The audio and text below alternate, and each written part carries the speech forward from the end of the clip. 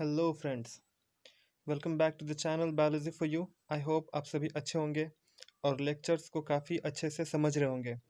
तो मैंने जो 7th चैप्टर और 8th चैप्टर जो फिनिश किया है, आई होप कि आपको काफ़ी अच्छे से समझ में आ गया होगा और आपने उसके नोट्स भी अच्छे से बना लिए होंगे। मेक श्योर कि आप नोट्स अच्छे से बनाएं, क्योंकि वहाँ से एग्ज़ाम में काफ़ी सारे क्वेश्चन आएंगे। तो एग्ज़ाम के पॉइंट ऑफ व्यू से मैं टू द पॉइंट पढ़ाता हूँ और एग्ज़ाम के पॉइंट ऑफ व्यू से ही पढ़ाता हूँ। कोई भी चीज़ एक्स्ट्रा में इंक्लूड नहीं करता, आपके टाइम बच जाते हैं। तो कोशिश करें कि आप उसको नोट्स अच्छे से बना लें और याद कर लें, ठीक है? और जो भी कोई दिक्कत आती है तो प्लीज़ कमेंट करें, I am always for you, okay? और अगर समझ में आ रहे हैं तो लाइक भी कर सकते हैं, ठीक है? तो देखते हैं, अगला चैप्टर आज मैं स्टार्ट कर रहा हूँ, जिसका नाम है खाद्य उत्पादन में वृद्धि के कार्यनीति, strategies for enhancement in food production. है ना? कार्यनीति क्या है? खाद्य, खाद्य का मतलब क्या होता है? खाने वाला। उत्पादन मतलब खाने वाली चीजों का प्रोडक्शन, उत्पादन, और उनमें कैसे वृद्धि करनी है। ठीक है? आपको पता है कि पॉपुलेशन इंडिया की बहुत बढ़ रही है ना? जैसे जैसे जनसंख्या बढ़ेगी वैसे वैसे लोगों को खाने की आवश्यकता भी तो होगी ना। तो इतने सारे जब लोग होंगे तो देखो, लोग तो बढ़ रहे हैं, है ना? लोग बढ़ रहे हैं, लेकिन लोग तो बढ़ रहे हैं, लेकिन पृथ्वी तो उतनी की उतनी है। पृथ्वी थोड़ी बढ़ रही है ना? पृथ्वी तो बढ़ नहीं रही है। लोग बढ़ रहे हैं लेकिन पृथ्वी उतनी की उतनी ही है। तो लोग, इतने सारे लोगों के खाने का इंतजाम करना होगा, इसलिए कुछ ऐसे कार्य नीति अपनाई जाएगी, कुछ ऐसे स्ट्रेटजीज बताई जाएंगी जिससे खाद्य उत्पादन में वृद्धि होगी, जिससे इतने सारे जनसंख्या को भोजन उपलब्ध कराया जाएगा। बात आई समझ में?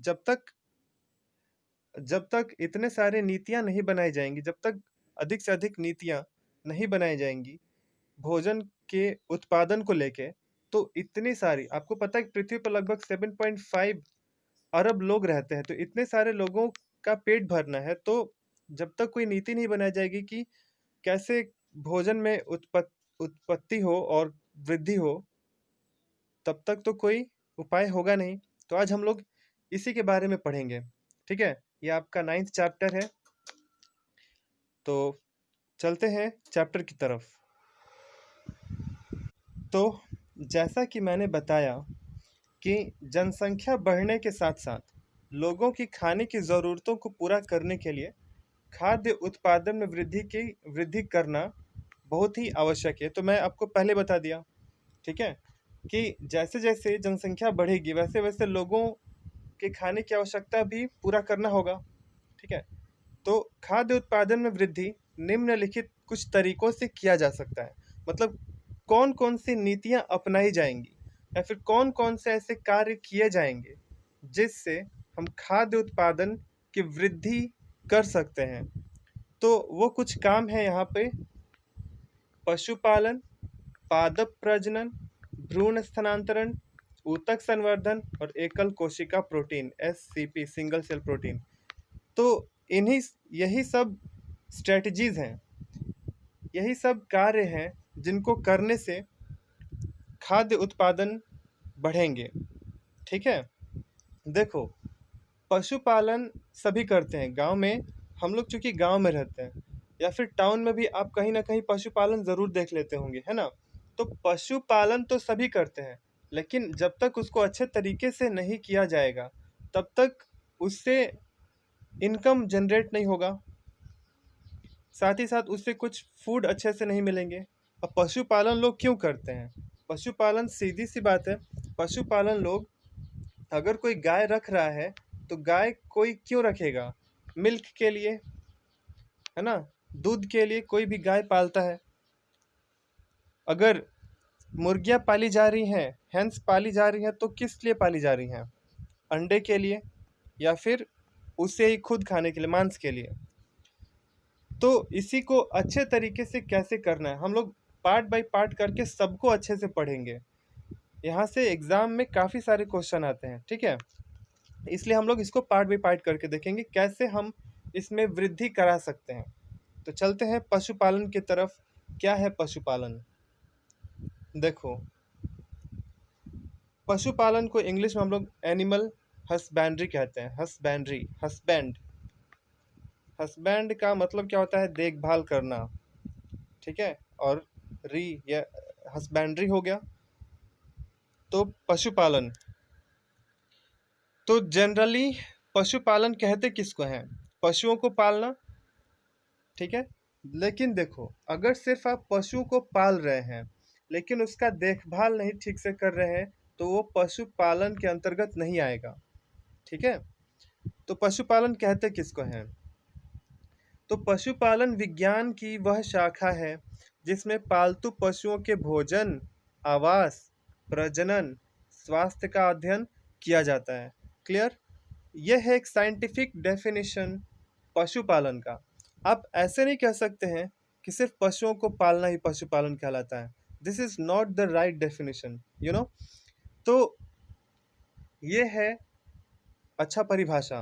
तो पशुपालन क्या है? एक विज्ञान की शाखा है। ऐसा नहीं है कि वो बस ऐसे ही है।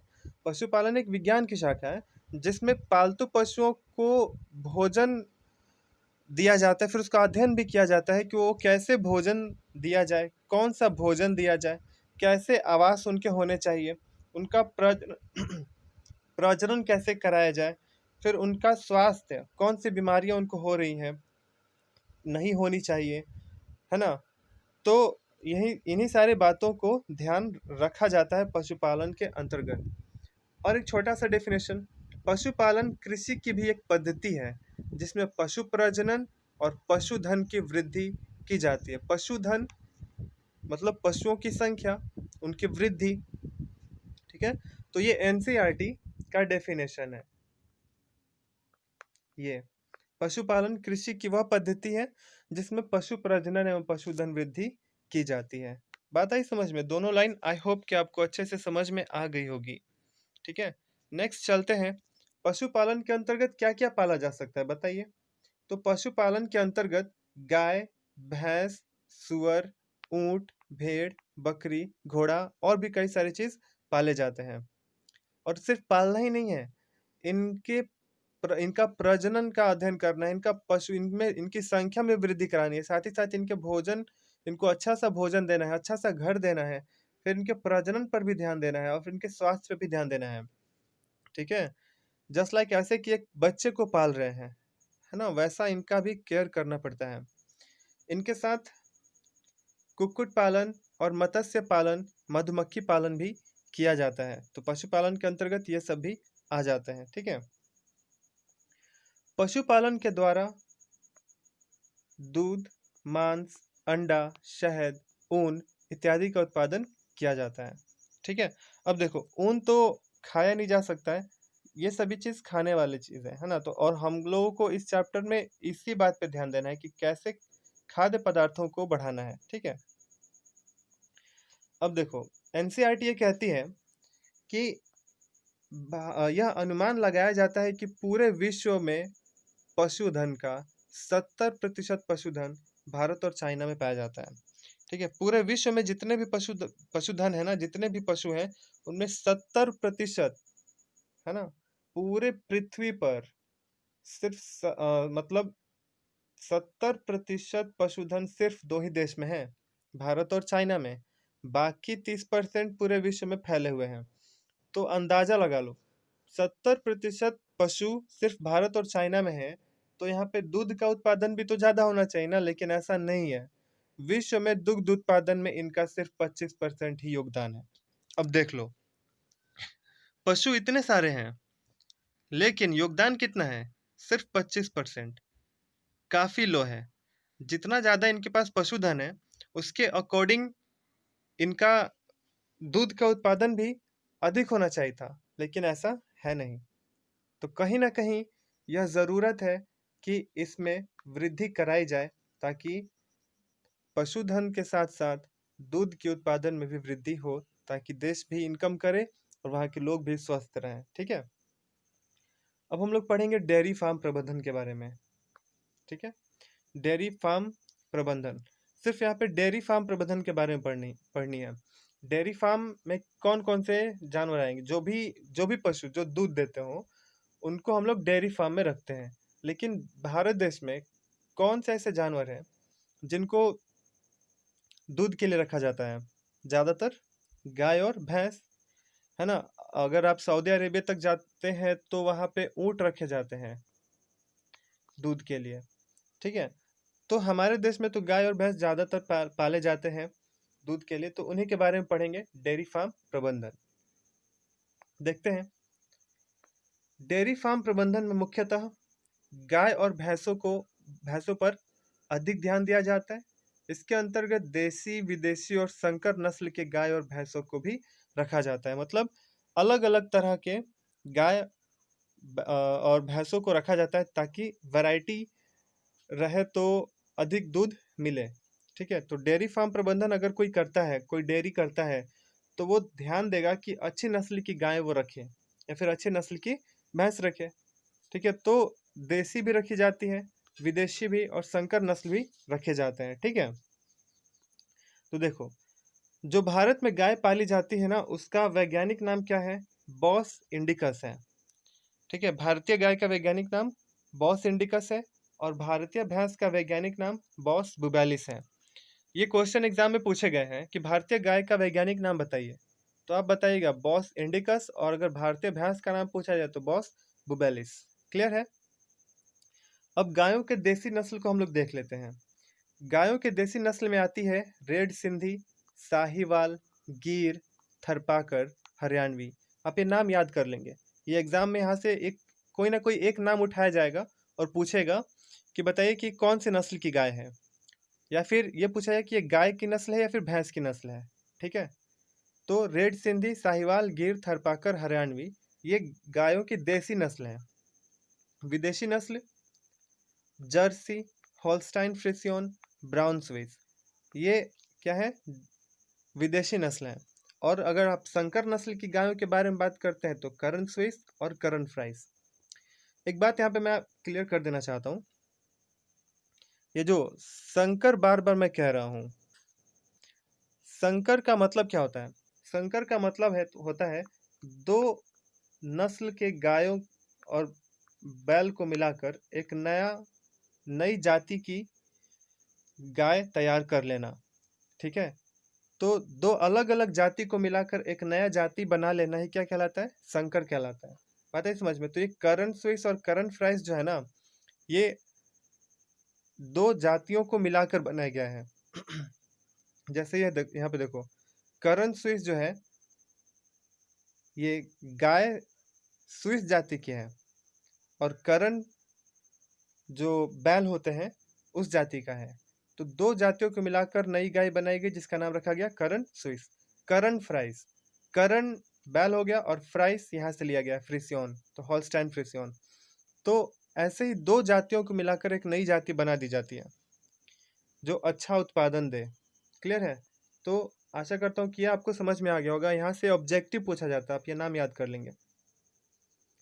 उसके बाद भैंसों के नस्ल, गायों के नस्ल के बाद भैंसों के नस्ल के बारे में। तो भैंसों के नस्ल में पहली है मुर्रा, जाफराबादी, महसाना और सुरती। ठीक है। तो भैंसों की नस्ल में यहाँ से क्वेश्चन ये आता है, यहाँ से ये वाली काफ़ी क्वेश्चन पूछी गई है मुर्रा के बारे में, कि भैंसों के नस्ल में सबसे अधिक दूध देने वाली कौन सी गाय है, सॉरी कौन सी भैंस है? तो मुर्रा जाती है ना, ये सबसे ज़्यादा दूध देती है भैंसों में। और अगर आप गायों की बात करें तो गायों में हॉलस्टाइन फ्रिसियन है जो सबसे अधिक दूध देती है। आपको पता होना चाहिए इनका दुग्ध स्त्राव काल 365 दिनों का होता है, मतलब ये 365 दिन दूध देती रहती है साल भर। ठीक है। तो इनका दुग्ध स्त्राव काल क्या है? 365 दिन, और जिसमें ये 16,000 लीटर दूध दे देती हैं। ठीक है। तो हॉलस्टाइन फ्रिसियन सबसे अधिक दूध देती है गायों में और मुर्रा भैंसों में। बात आई समझ में। अब डेयरी फार्म प्रबंधन के लिए निम्नलिखित बातों पर आपको ध्यान देना चाहिए। पहला तो नस्ल, अच्छे नस्ल की गाय रखिए, अच्छे नस्ल की भैंस रखिए जिससे वो अधिक दूध दे, ठीक है। फिर उनका देखभाल, अच्छे से उनका देखभाल होना चाहिए, उनको अच्छा भोजन देना चाहिए। अब उनको कौन कौन से भोजन देने हैं वो मैं यहाँ पे क्वेश्चन में बता दिया है मैंने, आगे मैं इसका चर्चा करूँगा। उसके बाद उनकी पशु चिकित्सा, हमेशा उसकी जांच कराती रहनी चाहिए। अगर कुछ बीमारी है तो उसका अच्छे से जांच करा के ठीक करा देना चाहिए, नहीं तो फिर वो संक्रामक रोग हो जाएगा तो गाय भैंसों से व्यक्तियों में भी हो सकता है, ठीक है। उसके बाद दुग्ध उत्पादन का भंडारण तथा परिवहन, मतलब अगर दूध उत्पादन हो गया तो फिर उनका भंडारण भी तो करना है ना, मतलब उसको रखना पड़ेगा, किसी स्थान पर रखना है तो अच्छे से रखना है। फिर उसके बाद उसका परिवहन पे ध्यान देना है कि उसका एक स्थान से दूसरे स्थान तक बिजनेस कैसे हो, क्लियर है।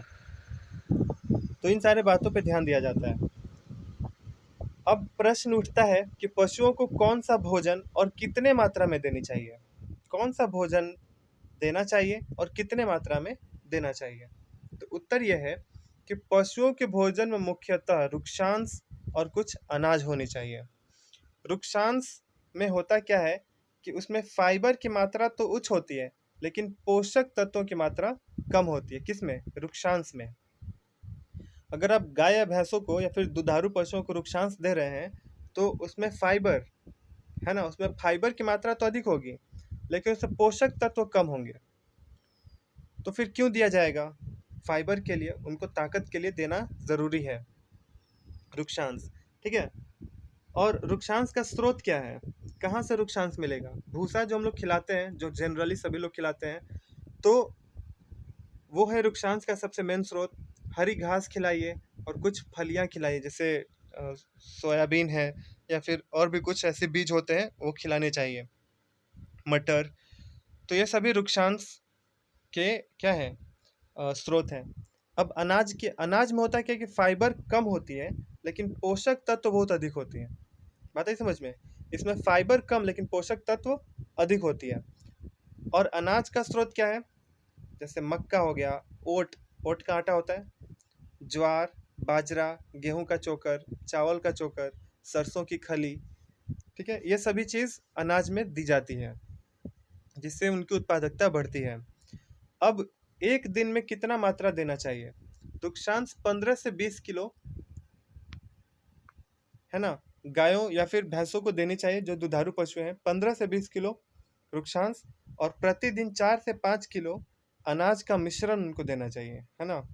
मिश्रण मतलब गेहूं, चावल का चोकर और भी जो भी अनाज अवेलेबल है उसको मिलाकर देना चाहिए। और पानी 30 से 35 लीटर प्रतिदिन दुधारू पशुओं को देना चाहिए। अब आज तो कपिला पशु आहार का नाम आप सुने होंगे। तो कपिला पशु आहार ये इन्हीं सारे चीज़ों का मिश्रण है जिसे किसान लोग मिला के देते हैं गायों को या फिर भैंसों को। अब क्वेश्चन ये होता है कि पशुओं को होने वाले रोगों के बारे में बताइए। कौन कौन से ऐसे रोग हैं जो पशुओं को हो सकते हैं, उसके बारे में है यहाँ पे।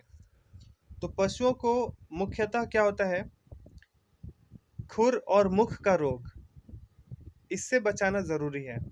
खुर और मुख का रोग, इसमें क्या, खुर खुर आप समझते होंगे, पैर, पाँव।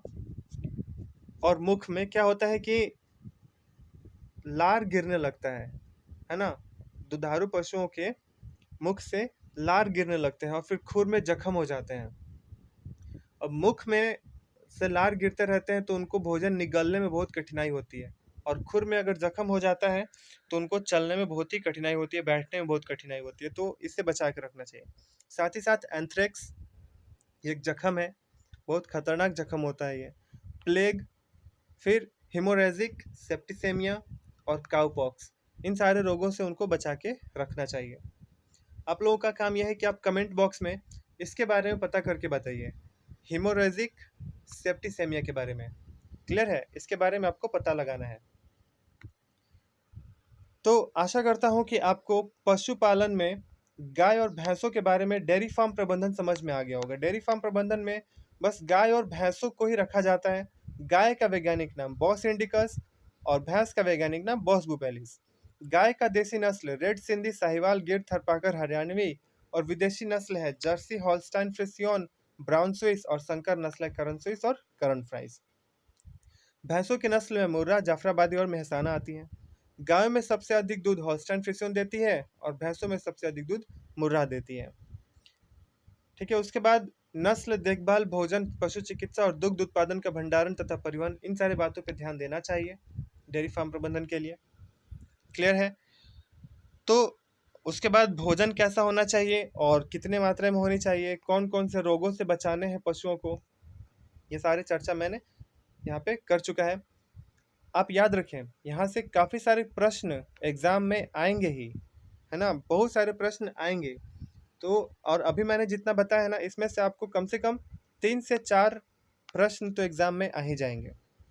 तो मेक श्योर कि आप अच्छे से नोट्स बनाएं और याद कर लें। उसके बाद कुक्कुट पालन के बारे में।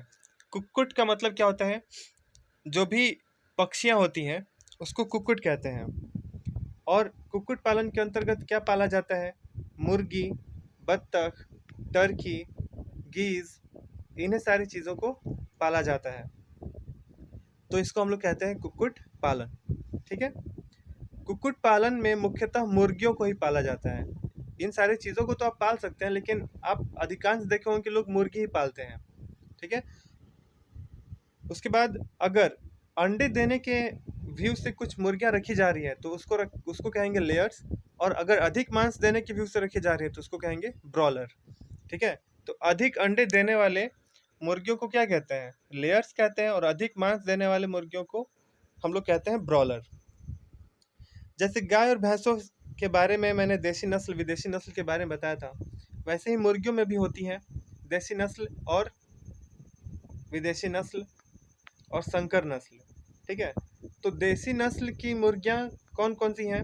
असील, बसरा, चिटगांव, कोचीन, घाघूस और ब्रह्मा।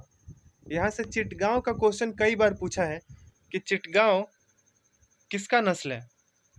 किसका है? मुर्गी का है, और वो भी देसी नस्ल है। ठीक है, और विदेशी नस्ल में black minor, Rhode Island red, white leg horn और रॉक ऑस्ट्रालोप। ठीक है, तो ये है उनके विदेशी नस्ल। और संकर नस्ल के बारे में बात करें तो HH260, ILS82 और B77, ये जो नंबर है ये उनके अंडे की मात्रा बता रही है कि वो अपने अंडे देने के काल में कितने अंडे दे देती हैं। ठीक है, तो संकर नस्ल की जो मुर्गी है HH260, ये अपने अंडे देने के काल में पूरे 260 अंडे दे देती है। तो अगर एग्जाम में आपसे पूछा जाए कि सबसे अधिक अंडे देने वाली मुर्गी कौन है, तो आप HH260 का नाम बताएंगे। ठीक है, और यहाँ से ये सभी आप नाम याद कर लेंगे देसी विदेशी नस्लों के। और मुर्गियों के भोजन में सबसे अधिक होने चाहिए कैल्शियम और पोटेशियम की मात्रा अधिक होनी चाहिए, और इनको इन सारी बीमारियों से बचा के रखना है। रानीखेत, बर्ड फ्लू, हैजा, है ना, इन सारी बीमारियों से बचा के रखने हैं।